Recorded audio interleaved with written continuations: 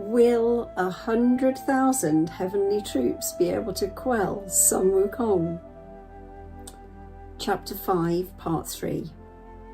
A gusty sandstorm blotted out the heavens. Purple fog threw the earth into darkness. Heavenly hosts were sent down to the mortal dust. The four great heavenly kings held the supreme command. Nezha, the deadly, led the van. The star Rahu ordered the leading rams. The star Ketu towered behind. The sun revealed his divinity, and radiance shone from the moon. The stars of the five elements were mighty in valour, and the 9 bright shiners were fond of battle. The dragon gods of the 4 rivers stood above and below, and the 28 constellations were drawn up in serried ranks. Descending in mists to the mortal world, pitching camp before the mountain of flowers and fruit, many transformations of the heaven-born Monkey King, happy in his lair after stealing the pills and wine. Because he wrecked the banquet of peaches, 100,000 heavenly troops now spread their nets. Heavenly King Li gave the order for the heavenly soldiers to pitch camp and throw a watertight cordon round the mountain of flowers and fruit. Above and below, they spread 18 heaven and earth nets, and the 9 bright shiners were sent out to start the battle.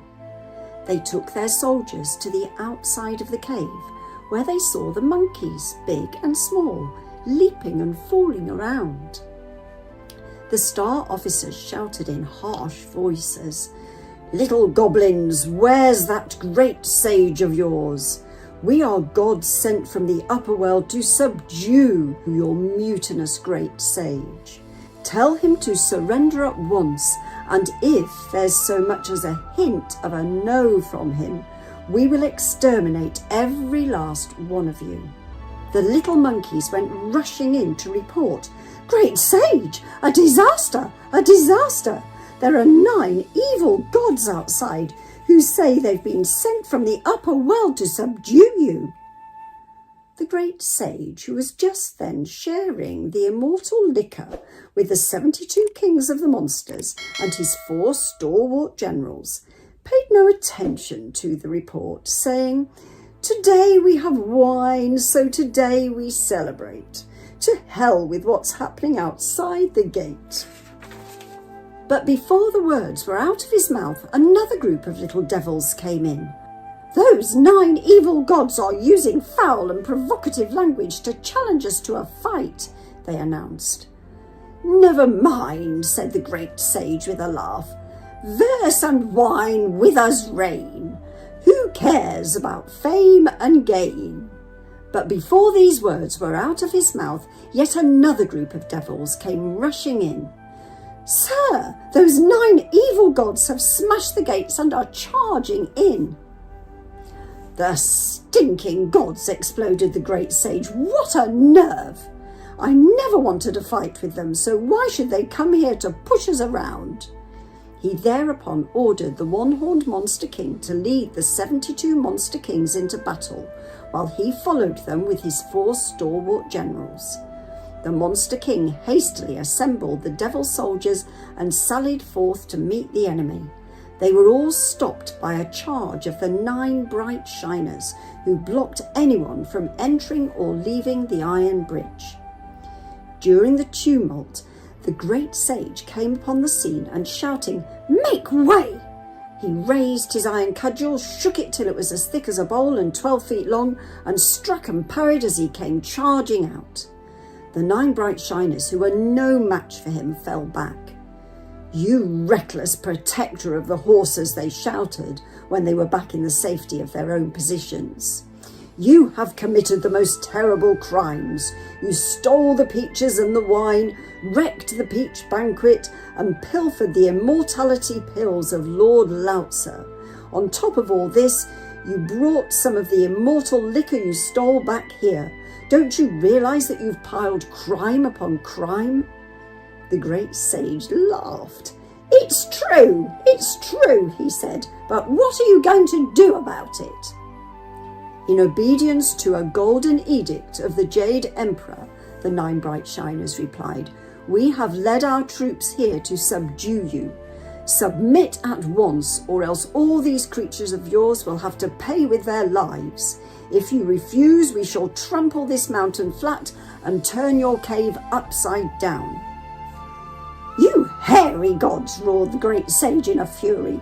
"What magic powers have you got to let you talk so big? Clear off, or I'll give you a taste of my cudgel." The 9 bright shiners did a war dance together, which did not frighten the handsome Monkey King in the least. He whirled his gold-banded cudgel, parrying to right and left, and fought the 9 bright shiners till their muscles were weak and their strength was gone. Then each of them broke ranks and fled, dragging their weapons behind them. They rushed to the command post of the Central Corps and reported to the pagoda-bearing Heavenly King Li that the Monkey King was so ferocious that they had fled from the battlefield, unable to defeat him. Heavenly King Li then sent the 4 Heavenly Kings and the 28 Constellations into battle. The great sage, not at all frightened at this, ordered the one-horned Demon King, the 72 Kings of the Monsters, and the 4 stalwart generals to draw up their line of battle outside the gates of the cave. The ensuing melee was really terrifying. Howling winds, dark, sinister clouds. On one side, flags and standards colourfully flying. On the other side, the gleam of spears and halberds. Round helmets shine, layered armour gleams. The shining round helmets reflect the sun, like silver boulders reaching to the sky. Gleaming layers of armour are built into a wall, like a mountain of ice weighing down the earth. Long-handled swords flash through the clouds like lightning. Paper-white spears pierce mists and fogs. Heaven-shaped halberds, tiger-eye chains, bristling like a field of hemp, bronze swords and 4 brightness spears drawn up like a dense forest. Bows and crossbows, eagle-feathered arrows, short clubs and snaky spears to terrify the soul. Wielding his single as-you-will cudgel, the great sage fights against the heavenly gods. Such is the slaughter that no bird flies over it, and tigers and wolves flee in terror. The whirling stones and clouds of sand make everything dark. The dirt and the dust blot out the heavens. The clash of arms startles the universe as the battle strikes awe into gods and demons. The battle started in the morning and went on until the sun set behind the mountains in the west. By then, the one-horned Demon King and the 72 Kings of the Monsters had all been captured by the heavenly hosts. Only the 4 stalwart generals and the monkeys had got away, and they were now hiding in the innermost recesses of the water curtain cave. The great sage's solitary cudgel had fought off the 4 heavenly kings, Li the pagoda bearer and Prince Nezha, who were all in the sky. After the battle had gone on for a long time, the great sage saw that night was drawing on, so he plucked out one of his hairs, munched it up, spat out the pieces and shouted, "Change!"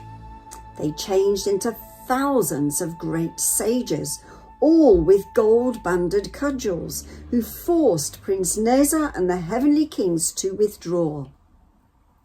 After winning this victory, the great sage put back his hair and hurried back to the cave, where the 4 stalwart generals at once led the monkeys out to kowtow at the head of the iron bridge to welcome him back. They sobbed 3 times and then laughed 3 times.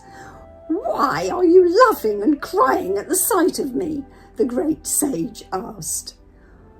"When we led all the commanders into battle against the heavenly kings this morning," replied the stalwart generals, "the 72 kings of the monsters and the one-horned demon king were all captured by the gods, and we had to flee for our lives. That is why we cried. We laughed because you, great sage, have come back victorious and unharmed." To this the great sage replied, "Victory and defeat are all the soldier's lot. As the ancients said, to kill 10,000 of the enemy, you must lose 3,000 of your own. Anyhow, the officers of ours who were captured were all tigers, leopards, wolves, badgers, river deer, foxes and raccoons. Not one of our own kind was even wounded, so there's no need for us to be bothered about it.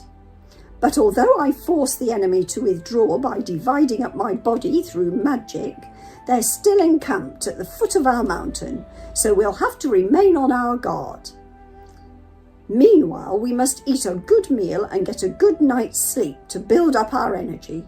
Tomorrow morning, I'll use powerful magic to capture those heavenly generals and avenge our people."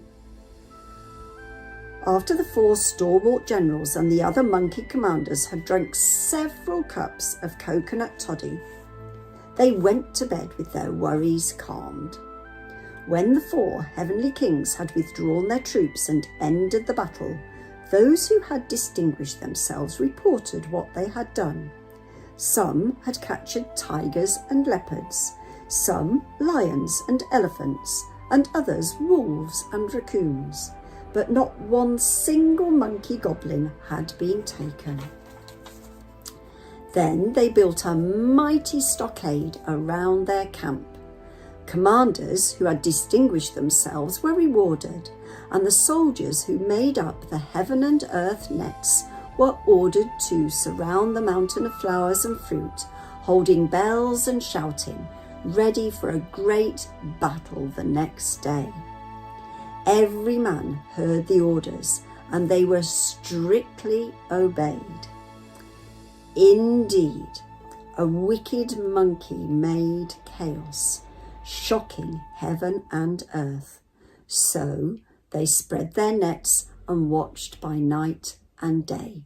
So, is there no way to deal with this monkey king, Sun Wukong, the great sage, whatever we choose to call him? See you next time to find out what happens. Goodbye.